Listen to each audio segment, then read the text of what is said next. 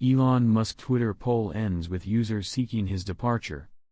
Millions of Twitter users asked Elon Musk to step down as head of Twitter in a poll on the platform that the billionaire had created and promised to abide by. When the poll closed Monday, however, it wasn't clear if there would be a new leader for the social media platform, which has grown more chaotic and confusing under Musk's leadership, with rapidly changing policies that are issued, then withdrawn or altered. The billionaire Tesla CEO Musk had attended the World Cup final Sunday in Qatar, where he opened the poll. After it closed 12 hours later, there was no immediate announcement from Twitter or Musk, who may be mid-flight on his way back to the US early Monday. More than half of the 17.5 million respondents voted yes in answer to Musk's Twitter poll asking whether he should step down as head of the company. Musk has taken a number of unscientific polls on substantial issues facing the social media platform, including whether to reinstate journalists that he had suspended from Twitter, which was broadly criticized in and out of media circles.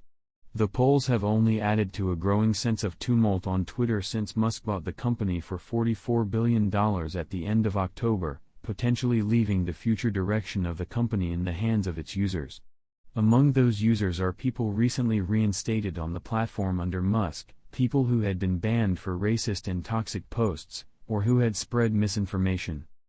Since buying Twitter, Musk has presided over a dizzying series of changes that have unnerved advertisers and turned off users. He's laid off half of the workforce, axed contract content moderators, and disbanded a council of trust and safety advisors.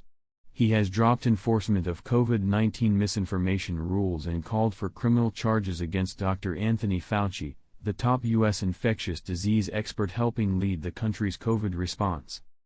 Musk has clashed with some users on multiple fronts, and on Sunday, he asked Twitter users to decide if he should remain in charge of the social media platform after acknowledging he made a mistake in launching new restrictions that banned the mention of rival social media websites on Twitter. The results of the unscientific online survey regarding whether Musk should remain as top executive at Twitter, which lasted 12 hours, showed that 57.5% of those who voted wanted him to leave, while 42.5% wanted him to stay. The poll followed just the latest significant policy change since Musk acquired Twitter in October. Twitter had announced that users will no longer be able to link to Facebook, Instagram, Mastodon, and other platforms the company described as prohibited. That decision generated immediate blowback, including criticism from past defenders of Twitter's new owner. Musk then promised that he would not make any more major policy changes to Twitter without an online survey of users, including who should lead the company. The action to block competitors was Musk's latest attempt to crack down on certain speech after he shut down a Twitter account last week that was tracking the flights of his private jet. The banned platforms included mainstream websites such as Facebook and Instagram, and upstart rivals Mastodon, Tribal, Nostr, Post, and former President Donald Trump's Truth Social. A growing number of Twitter users have left the platform under Musk, or created alternative accounts on Mastodon, Tribal, Nostr, or Post, and included those addresses in their Twitter profiles. Twitter gave no explanation for why the blacklist included some websites but not others such as Parler, TikTok, or LinkedIn. A test case was the prominent venture capitalist Paul Graham, who in the past has praised Musk but on Sunday told his 1.5 million Twitter followers that this was the last straw and to find him on Mastodon. His Twitter account was promptly suspended, and then restored, as Musk reversed the policy implemented just hours earlier. Graham has not posted on Twitter since saying he would leave. Policy decisions by Musk have divided users. He has advocated for free speech, but has suspended journalists and shut down a long-standing account that tracked the whereabouts of his jet, calling it a security risk. But as he has changed policies, and then changed them again, created a sense of confusion on the platform about what is allowed, and what is not. Musk permanently banned the @ElonJet account on Wednesday, then changed Twitter's rules to prohibit the sharing of another person's current location without their consent. He then took aim at journalists who were writing about the jet tracking account, which can still be found on other social media sites, alleging that they were broadcasting basically assassination coordinates. He used that to justify Twitter's decision last week to suspend the accounts of numerous journalists who cover the social media platform and Musk, among them reporters working for the New York Times, Washington Post, CNN, Voice of America and other publications. Many of those accounts were restored following an online poll by Musk. Then, over the weekend, the Washington Post's Taylor Lawrence was suspended after requesting an interview with Musk in a tweet tagged to the Twitter owner. Sally Busby, the Washington Post's executive editor, called it an arbitrary suspension of another Post journalist that further undermined Musk's promise to run Twitter as a platform dedicated to free speech. Again, the suspension occurred with no warning, process or explanation, this time as our reporter merely sought comment from Musk for a story, Busby said. By midday Sunday, Lawrence's account was restored, as was the tweet she thought had triggered her suspension. Musk was questioned in court on November 16 about how he splits his time among Tesla and his other companies, including SpaceX and Twitter. Musk had to testify in Delaware's Court of Chancery over a shareholders' challenge to Musk's potentially $55 billion compensation plan as CEO of the electric car company.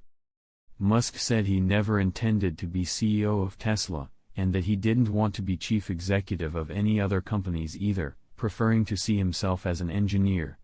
Musk also said he expected an organizational restructuring of Twitter to be completed in the next week or so. It's been more than a month since he said that. In public banter with Twitter followers Sunday, Musk expressed pessimism about the prospects for a new CEO, saying that person must like paying a lot to run a company that has been in the fast lane to bankruptcy. No one wants the job who can actually keep Twitter alive. There is no successor, Musk tweeted. AP writer Brian P. D. Hannon contributed to this report. Elon Musk says Twitter in fast lane to bankruptcy since May. Elon Musk tells MIT researcher he must like a lot of pain to want to take over Twitter, as it has been in the fast lane to bankruptcy since May. Twitter CEO Elon Musk received an offer from an MIT researcher and podcast host on Sunday to run the social media platform for free, and in response, Musk said his investment has been in the fast lane to bankruptcy since before his takeover in May. MIT research scientist and podcast host Lex Fridman tagged Musk in a post on Sunday, offering to take over Twitter. "Let me run Twitter for a bit," Fridman said. "No salary. All in. Focus on great engineering and increasing the amount of love in the world. Just offering my help in the unlikely case it's useful." Elon Musk tweets the bird is freed after finalizing $44 billion acquisition. Shortly after Fridman made the offer, Musk responded. "You must like a lot of pain," he said. "One catch, you have to invest your life savings in Twitter and it has been in the fast lane to bankruptcy since May. Still want the job?" Shortly after Fridman made the offer, Musk responded. "You must like a lot of pain," he said. "One catch, you have to invest your life savings in Twitter and it has been in the fast lane to bankruptcy since May. Still want the job?" "Yes. We'll turn it around," Fridman said. The Twitter CEO purchased the social media platform on October 27 for $44 billion, and experts like Wedbush securities analyst Dan Ives said that was the easy part of the acquisition. "The Everest-like uphill battle of fixing this troubled asset would be the hard part," he added. Elon Musk, Twitter users vote in favor of boss resigning. Twitter users have voted in favor of Elon Musk stepping down as the platform's chief executive after the billionaire ran a poll on his future. A total of 57.5% voted yes after Mr. Musk asked his 122 million followers whether he should stand down.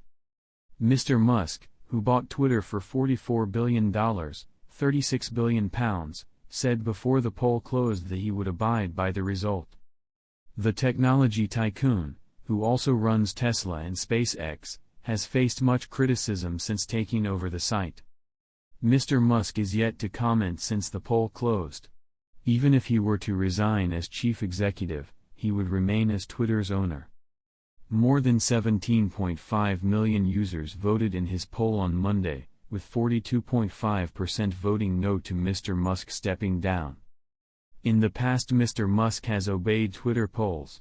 He's fond of quoting the phrase vox populi, vox Dei, a Latin phrase which roughly means the voice of the people is the voice of God. The BBC is not responsible for the content of external sites.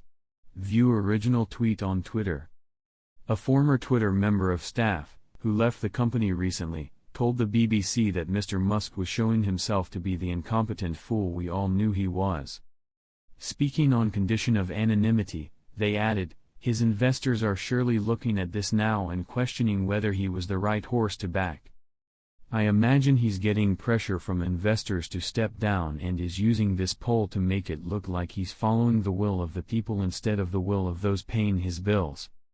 Minutes before the poll closed, the founder of crypto exchange Binance replied to Mr. Musk saying he should stay the course and not step down.